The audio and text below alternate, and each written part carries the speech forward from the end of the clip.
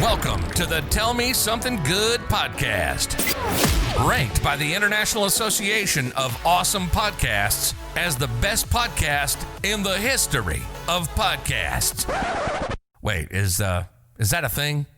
I don't think that's a thing. Anyway, seeking to shine a light on all that is good in an ever-darkening world of negativity. Here's your host, Clint Swindall. Hey everybody, I'm Clint Swindall, and this is the Tell Me Something Good podcast, the show that is all about building a more positive world by overcoming negativity. It is my goal each episode to engage your mind, encourage your heart, or enlighten your soul. I am happy you're here. This is episode number 20 of the Tell Me Something Good podcast, brought to you by the good folks at Nutty Foods, a family-owned and operated company striving to provide healthier snack options, ones that are approved by moms and loved by kids. If you're like me, you're going to want some snacks. We need some snacks that are actually good for us, and Nutty Foods provides just that. They are the home of Chocolata, these crazy good chocolate spreads. They make their products in small batches, and they're dedicated to providing the healthiest and most delicious chocolate spreads available. So come on, folks, get you some healthy, keto-friendly snacks. Check them out at nuttyfoods.com. Here we are, friends, the 20th episode of the Tell Me Something Good podcast. I was told when I started this podcast that most podcasters give up after 7 episodes, so I'll just be thankful that giving up hasn't even entered my mind. From time to time, we take a look at our stats to analyze the reach of the podcast.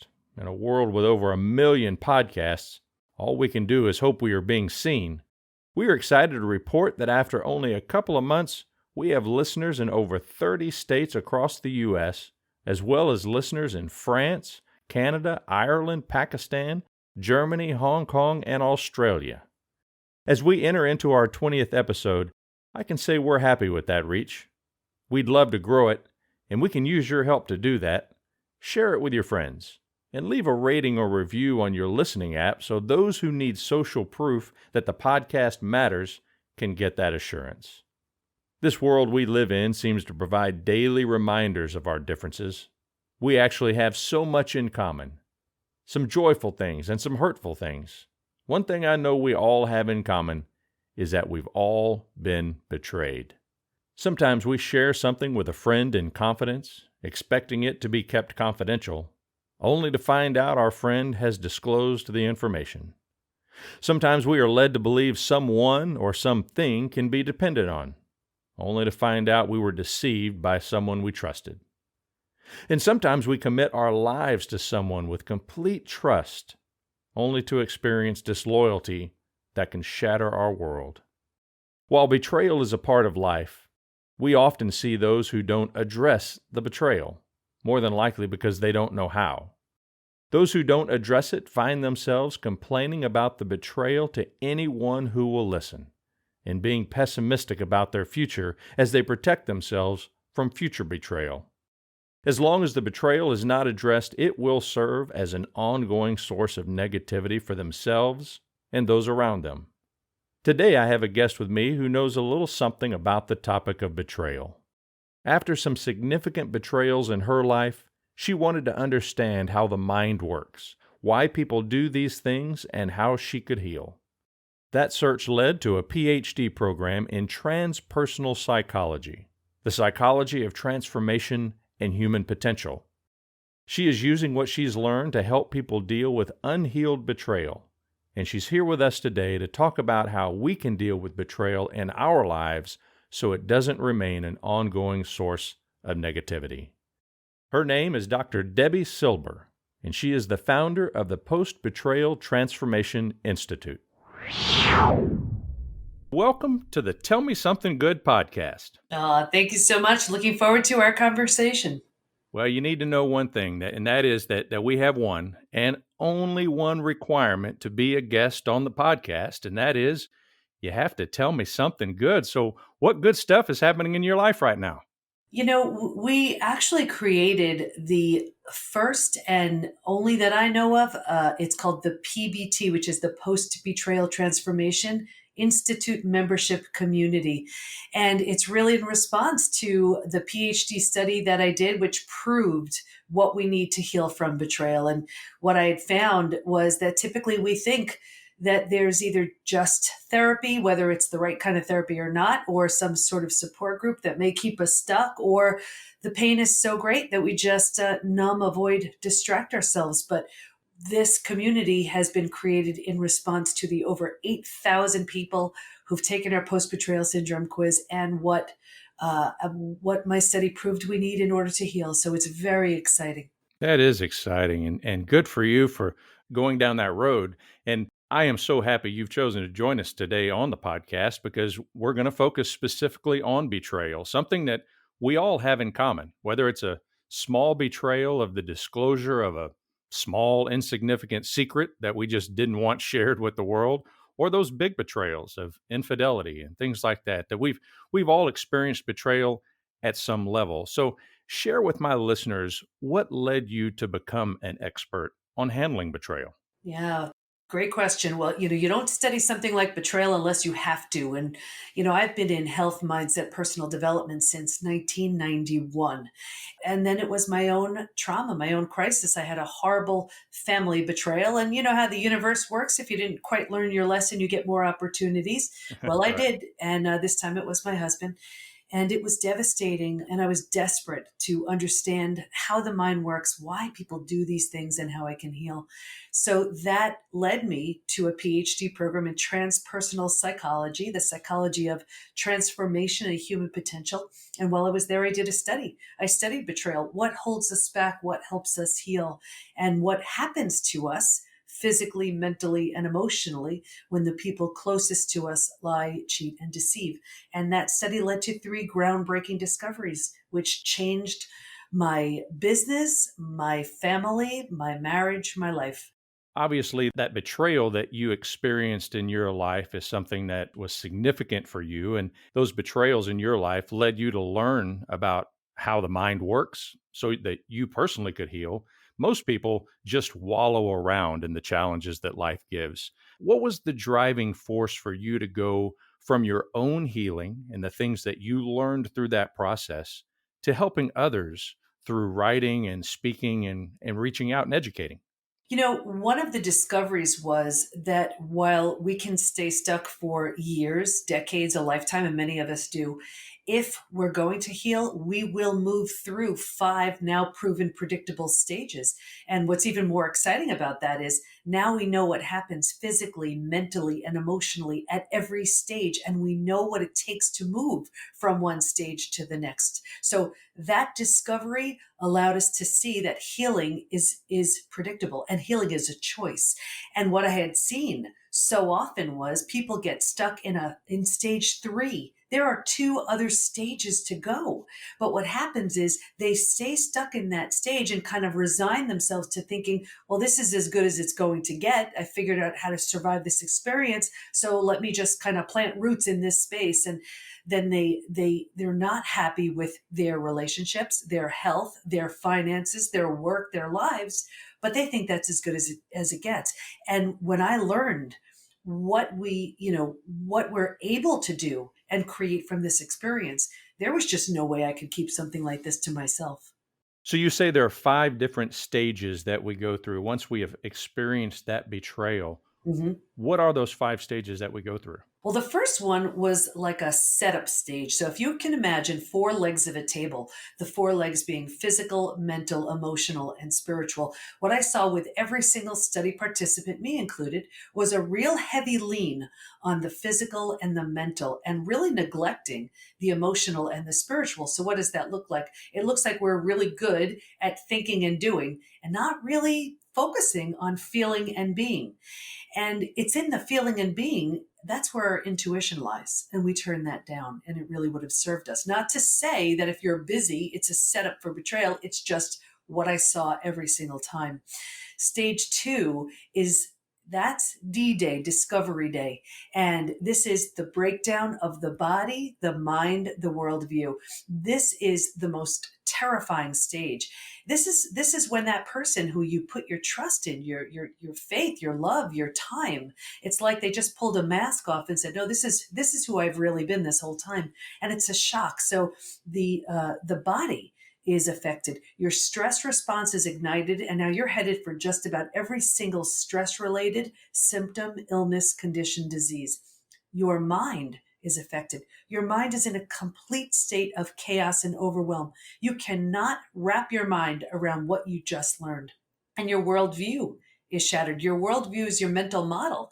This person's safe. These are the rules. This is how it works.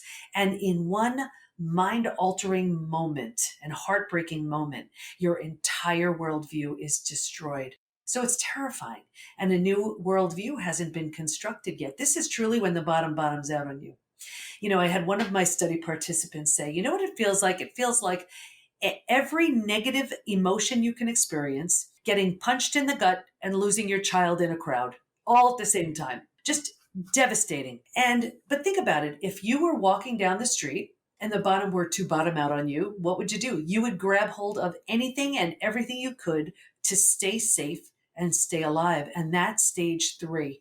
Survival instincts emerge. It's the most practical stage. If you can't help me, get out of my way. How will I survive this experience? Who can I trust? Where do I go? What do I do? But here's the challenge. Once we've learned how to survive our experience, this is where we stay for so many of us. And then what happens is we start getting all kinds of small self benefits from being here. We get to be right. Mm-hmm. We get someone to blame. We get a story. We get sympathy from other people. We don't have to do the hard work of learning to trust again. Do I trust you? Do I trust you? I forget it. I won't trust anybody. And we start planting roots in this stage, but we're in so much pain. So we also, this is really common, we start using food, drugs, alcohol, work, TV, keeping busy, reckless behavior, anything to numb, avoid, distract ourselves from this experience that's so painful to feel or face. So what we're doing is we're staying rooted right here. And this is where I find most people staying. Now, if we're willingness is a huge part of this. If we're willing to let go of those benefits, if we're willing to accept our betrayal, if we're willing to move forward, and we don't have to, but if we're willing to, we can move to stage 4. And if we're willing to grieve and mourn the loss, we can move to stage 4. And stage 4 is finding and adjusting to a new normal. Here's where you realize my old life, my old norm doesn't exist anymore. It's no longer an option. And it's as if you've ever moved to a new house, condo, office, apartment, whatever, it doesn't quite have all your things in it, doesn't feel quite cozy, but it's going to be okay. And when you're in this stage, you start to turn down the stress response. So your body's not healing at this point, but you're not creating the massive damage you were in stages 2 and stage 3. But here's what's interesting about this stage. If you were to move somewhere, think about it, you don't necessarily take everything with you. You don't take the things that don't represent the version of you that you want to express in this new space. And that's what happens here. Here's where so often there's this great change in relationships. If your friends weren't there for you, if they've, if they're just all about gossip or low energy, whatever, you're outgrowing them right here. Here's where I see it. I saw a huge change in relationships. We start to outgrow a lot of our friends in this space. Once we're in this space, we've made it our own. We've made it cozy and comfortable. We can slowly move to stage 5, and that's healing, rebirth, and a new worldview. Your body starts to heal. So you've turned down the stress response. You also didn't have the bandwidth for eating well, exercising. That was the last thing on your mind. You were surviving. Now you want to take better care of yourself. You want to nurture yourself. You want to eat well. You want to move. Your mind changes because you have new boundaries in place. You're making new rules, and you have a new worldview based on what you see so clearly now. And that the table with the 4 legs, now we're solidly grounded because not only are we paying attention to the physical and the mental, we're also paying attention to the emotional and the spiritual too. You mentioned there are times where there are no consequences for the betrayer. Obviously, there are feelings that many people have when they see a betrayer and they see them not experiencing any consequence for their betrayal.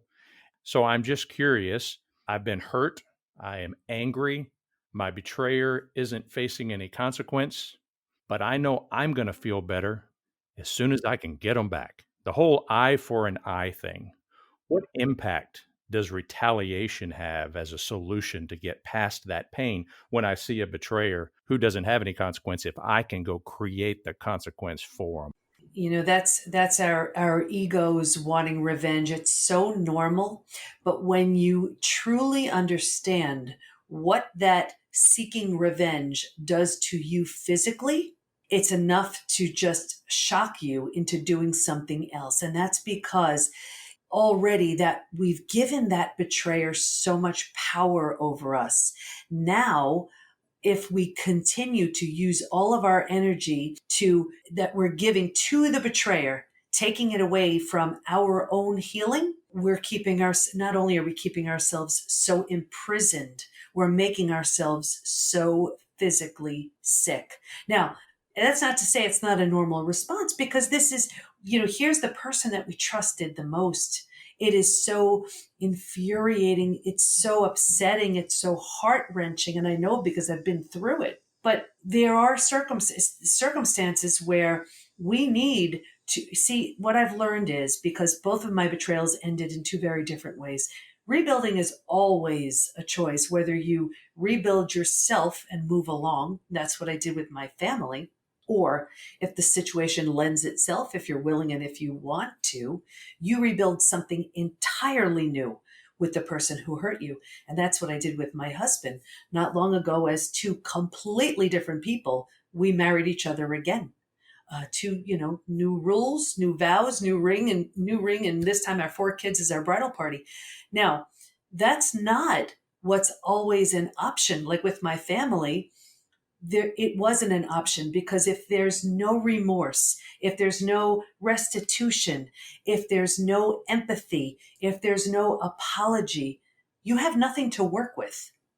So it's crazy making when the only goal is just at that point to try to get them to understand, to try to prove your point, to try to do anything. And I've done that. It is an absolute and complete waste of your time, your energy, and your health.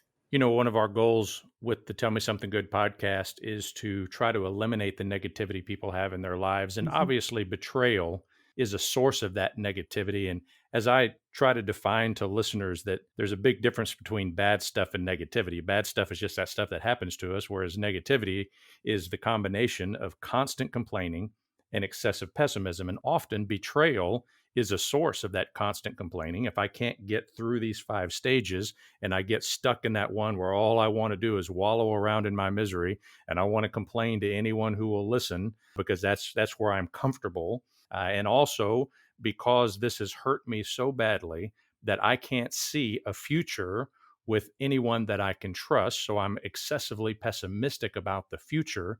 And so while I may be in that zone right now and it may feel comfortable to be there, at the end of the day, I'm tired of hurting, but I can't seem to make the pain go away because I keep reliving the situation over and over in my head. And it makes me madder every time I think about it. What can we do to move on from the memory of a betrayal? Yeah, it's such a good question, because we get so entrenched and taken down by the experience. It is, in my estimation, betrayal is one of the most painful of the human experiences, because this is the person we gave, we gave everything to. So it takes a lot to heal. But when you realize that what you're gaining from staying stuck is preventing you from, yes, you have your story, but when you let go of that, you have a much better story. You become a role model. You improve your immune system. You physically heal. You have opportunities that you never would have had access to had that experience not happen. Because that door closed, a new one is waiting right in front of you. That never would have presented itself had that not happened. Like, take my example. Here I was, I had a very powerful story. The most important people in my life have betrayed me. My family, my husband. I mean, brilliant story, right? And I would get a lot of sympathy. But instead, choosing to heal and then now impacting thousands of people between my own podcast and the membership community and the upcoming book Trust Again and all of the people that are so healthy and healed because I chose a different story. And I'm no different from anyone listening to this. I look at it as if something negative is going to happen, we owe it to ourselves to do something really good with it. Otherwise, it's just a bad game of hot potato where you're just stuck with it. And we don't have to be. We don't have to be at all. This is where I feel we owe it to ourselves to take our biggest crisis and let it reveal our greatest gift. When we get betrayed, obviously it's an emotional thing, and we look at our betrayer in a new way, and then we turn to our friends, we turn to our family, we turn to our confidants, I would assume searching for some kind of support. How do we deal with it when we turn to those that we believe should be our support system, and they've either chosen to remain silent or that they've chosen to side with the with the betrayer because they just think that's right? How do we deal with that when we have friends that we feel like there's another double slap? I got slapped by the betrayer, and now I'm being slapped by my support system that can't see the pain that I'm going through because of the betrayal. This is one of the biggest reasons why we created our community. And my study also proved at a time when we need support the most, we're the least likely to seek it because there's so much shame, fear of judgment, embarrassment, protecting the betrayer at our own expense. When we do reach out, we always have to be careful seeing what's the lens this person is seeing through, because that's really going to determine what type of support we're going to get. First of all, if someone isn't highly skilled in understanding betrayal, like let's say they go to a well-meaning therapist, and I have so many people in my community who the wrong therapist has done more harm than good, because very often they'll go to a therapist who said, oh, you just need to communicate better. You just need to whatever. And the betrayed person is thinking, what the heck? I was blindsided, and now you're saying I need to communicate better? And that is so devastatingly painful to that person who's been betrayed. But then also, let's take a husband and wife, and let's say the husband is a narcissist and has no intention of changing, doesn't even feel he did anything wrong, let's just say. And then let's say you go and you speak with your mother-in-law. Well, maybe your mother-in-law has a very vested interest in making sure you two stay married. So your mother-in-law says, "Oh, just get over it," or "Oh, just come on, let's just move forward," whatever that is. And it is so painful. So you need to be so careful about who you choose to share something like this with, but you need support. I mean, you can't do this alone. And even if you seek support, and it is even the right therapist, that's talk therapy. That's one avenue, but this becomes body-based. This trauma gets stuck in the tissues. You need to hit it from every level: physically, mentally, emotionally, psychologically, and spiritually. You mentioned you have a book coming out in the near future. Tell us about it. Sure.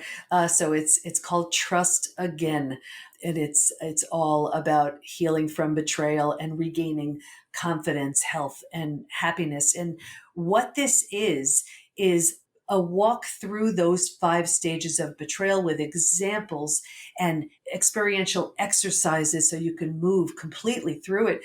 It's also, I have a 4-step process where I teach people to trust again, because trust is shattered in a betrayal. And I also bring in my study participants so readers can move through the story with them and see they're not alone, they're not crazy, and there's a way to heal from all of it. So if my listeners wanted to learn more about you and the ways you can help them, you've talked about different communities, where should they go if they're struggling with this whole idea of betrayal and they need some help? Where should they go? Everything is at the PBT, as in post-betrayal transformation, the PBTinstitute.com. It is my absolute hope that as you go about doing what you are doing in your life, that you stay healthy, that you stay strong, that you stay COVID-19 free, and that you go out there and just make an incredible impact in the lives of people who are struggling with betrayal. It has been an honor to have you on our podcast today, and I sincerely thank you. Thanks so much. Take care. What an incredible opportunity to spend some time chatting with Dr. Silber. The hurt and pain that comes from being betrayed is real, and it contributes to negativity in so many lives when it's not handled properly. As with everything in life, we have a choice.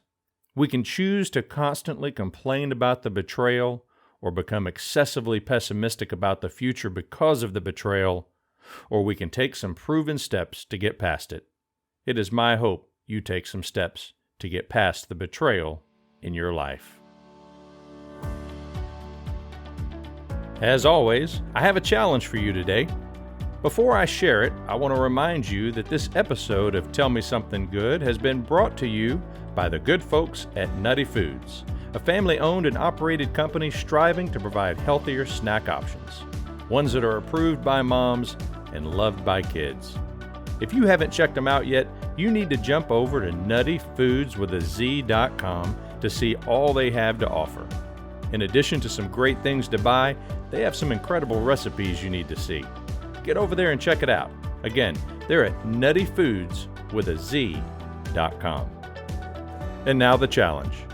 Before you come back for the next episode, I challenge you to consider what betrayal you're not getting past in your life. Time does not heal all wounds. We often carry betrayals around for decades. What betrayal are you carrying?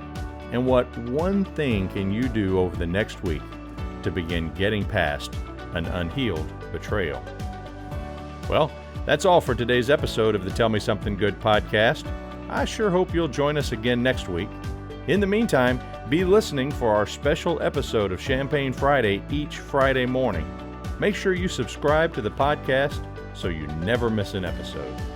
Thanks for listening. Until next week, I'll be praying for God to bless you in mighty ways. Now, get out there and love on somebody. You've been listening to the Tell Me Something Good podcast. The content of the podcast is meant to engage, encourage, and enlighten you to become more positive. It's not meant to diagnose, treat, or replace the personalized care provided by a trained professional. If you're struggling with depression or mental health issues, please reach out to a counselor for diagnosis and treatment. Until next time, be positive, people.